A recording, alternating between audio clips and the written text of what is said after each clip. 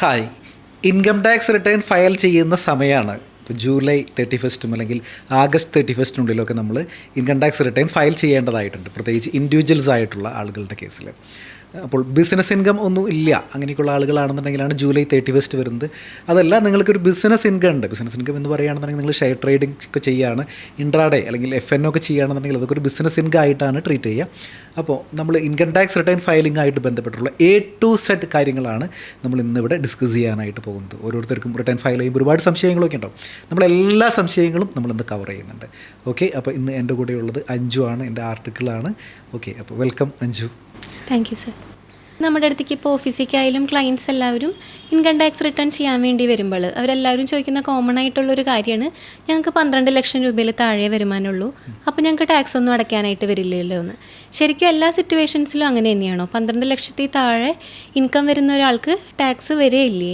അതൊരു തെറ്റിദ്ധാരണയാണ്. അതായത് ഇപ്പോൾ നമ്മളിപ്പോൾ കഴിഞ്ഞ ബഡ്ജറ്റിൽ ഇപ്പോൾ 12 ലക്ഷം രൂപ വരെ ടാക്സ് ഇല്ല എന്ന് പറഞ്ഞിട്ടുണ്ടെങ്കിൽ പോലും പലപ്പോഴും അങ്ങനെ സംഭവിക്കാനായിട്ട് സാധ്യതയില്ല.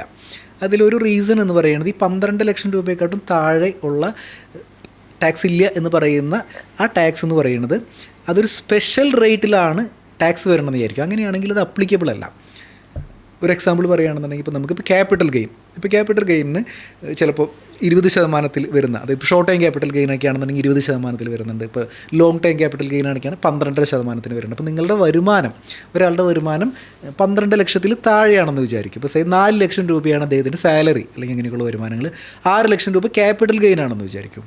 അപ്പോൾ ഈ 6 ലക്ഷം രൂപ ഉള്ള ക്യാപിറ്റൽ ഗെയിനിന് ഇദ്ദേഹം ടാക്സ് അടയ്ക്കേണ്ടതായിട്ട് വരും. അതിൽ സംശയമൊന്നുമില്ല. അപ്പോൾ 12 ലക്ഷത്തിൽ താഴെയാണ് എന്ന് വിചാരിച്ചിട്ട് ടാക്സ് അടയ്ക്കാത്ത സിറ്റുവേഷനൊന്നും വരണമെന്നില്ല. ടാക്സ് അടയ്ക്കേണ്ടി വരാനായിട്ട് സാധ്യതകളുണ്ട് അവിടെ. അപ്പോൾ വളരെ ഡീറ്റെയിൽ ആയിട്ടുള്ളൊരു ഡിസ്കഷൻ ആയിരുന്നു നമ്മൾ ആര് ഇൻകം ടാക്സ് റിട്ടേൺ ഫയൽ ചെയ്യണം, ഏത് ഫോം ചൂസ് ചെയ്യണം, ഇനി ഓരോ ഇൻകം ടാക്സ് റിട്ടേൺ ഫയൽ ചെയ്യുമ്പോഴും എന്തൊക്കെ കാര്യങ്ങൾ ശ്രദ്ധിക്കണം, ഇങ്ങനെ വളരെ ഡീറ്റെയിൽ ആയിട്ടുള്ള ഇപ്പോൾ ITR 1, 2, 3, 4 അതേപോലെ തന്നെ എന്തൊക്കെയാണ് ശ്രദ്ധിക്കേണ്ടത്. ഇപ്പോൾ നമ്മൾ ചില ട്രാൻസാക്ഷൻസ്, ഇത്തിരി ഹെവി ആയിട്ടുള്ള ട്രാൻസാക്ഷൻസ് ഒക്കെ നടത്തുമ്പോൾ എന്തൊക്കെ കാര്യങ്ങൾ ശ്രദ്ധിക്കണം. ഇപ്പോൾ ഗോൾഡ് വിൽക്കുമ്പോൾ അല്ലാന്നുണ്ടെന്നുണ്ടെങ്കിൽ നമ്മൾ സ്ഥലം വിൽക്കുമ്പോഴൊക്കെ എന്തൊക്കെ ശ്രദ്ധിക്കണം, എപ്പോഴൊക്കെയാണ് നിങ്ങൾ ഇൻകം ടാക്സുകാർ പിടിക്കാനായിട്ട് സാധ്യതയുള്ളത്, ഇങ്ങനെയൊക്കെയുള്ള ഒരുപാട് കാര്യങ്ങൾ നമ്മളിവിടെ ഡിസ്കസ് ചെയ്തിട്ടുണ്ടായിരുന്നു.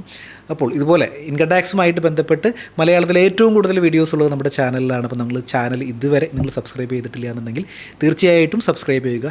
ഇത് നിങ്ങൾക്ക് യൂസ്ഫുള്ളായി എന്ന് തോന്നുകയാണെന്നുണ്ടെങ്കിൽ തീർച്ചയായിട്ടും നിങ്ങളുടെ ടാക്സ് പ്രാക്ടീസ് ചെയ്യുന്ന ആളുകൾക്കോ പ്രൊഫഷണൽസിനോ ഫ്രണ്ട്സിനോ കൂട്ടുകാർക്കോ അല്ലാന്നുണ്ടെങ്കിൽ നിങ്ങളുടെ റിലേറ്റീവ്സിനൊക്കെ ടാക്സ് പ്രാക്ടീസ് ചെയ്യണം നിർബന്ധമൊന്നുമില്ല. ഇത് യൂസ്ഫുള്ളായി എന്ന് തോന്നുകയാണെന്നുണ്ടെങ്കിൽ നിങ്ങൾ തീർച്ചയായിട്ടും ഒന്ന് ഷെയർ ചെയ്തിടുക.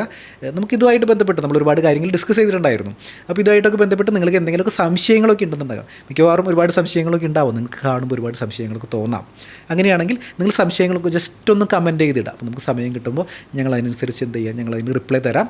ഞങ്ങളുടെ നമ്മുടെ ചാനലിൻ്റെ വാട്സപ്പ് നമ്പറും ഡിസ്ക്രിപ്ഷനിൽ കൊടുത്തിട്ടുണ്ട്. അപ്പോൾ നിങ്ങൾക്ക് എന്തെങ്കിലും സംശയങ്ങളുണ്ടെന്നുണ്ടെങ്കിൽ നിങ്ങൾക്ക് ചാനലിൻ്റെ വാട്സപ്പ് നമ്പറിലേക്ക് അയക്കാം. അപ്പോൾ ഇതുപോലെ മറ്റൊരു വീഡിയോ ആയിട്ട് വീണ്ടും കാണാം. Thanks for watching.